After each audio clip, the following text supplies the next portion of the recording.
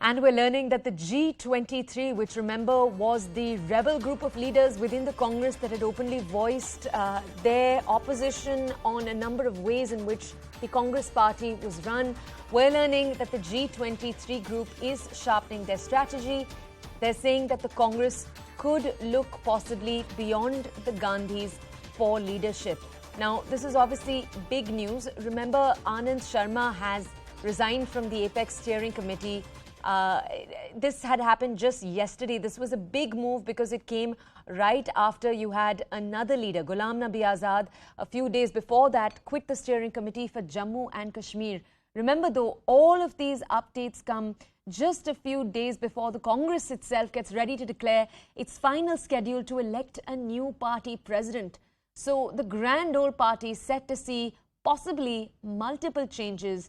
The G-23, therefore, sharpening its strategy. Both Ghulam Nabi Azad and Anand Sharma are key members of the G-23. Remember, that's the ginger group that wrote to Party President Sonia Gandhi 2 years ago to push for internal reforms, including having elected bodies from bloc level to the Congress Working Committee.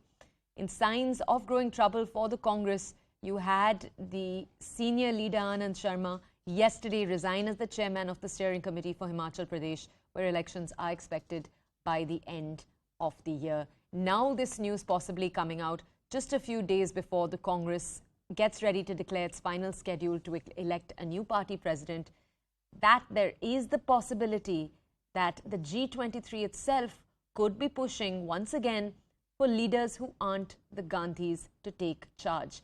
Remember, my colleague Pallavi Ghosh is actually with us right now. She's a senior editor. She's going to give us a lot more context on this entire story.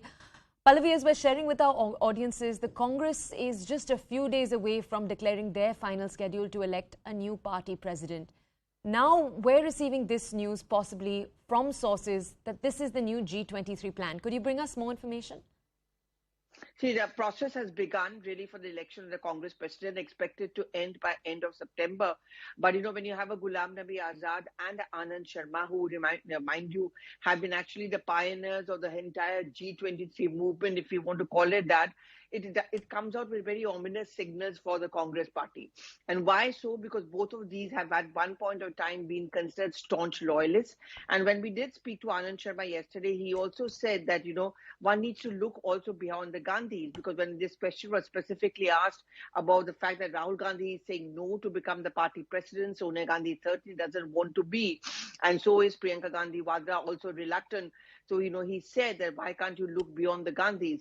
I think when the process really comes out in the open, when that voting procedure begins, this kind of pressure will come in from G-23.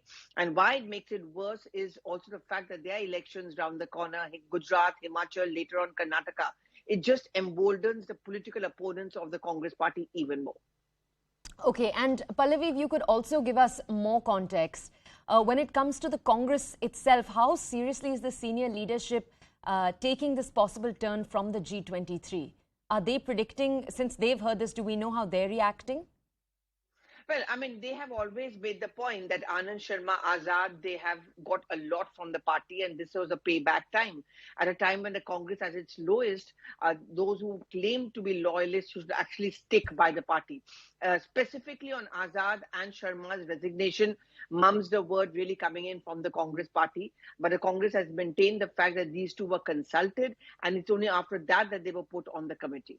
Okay, Pallavi Ghosh, thank you so much for bringing us context on this breaking news.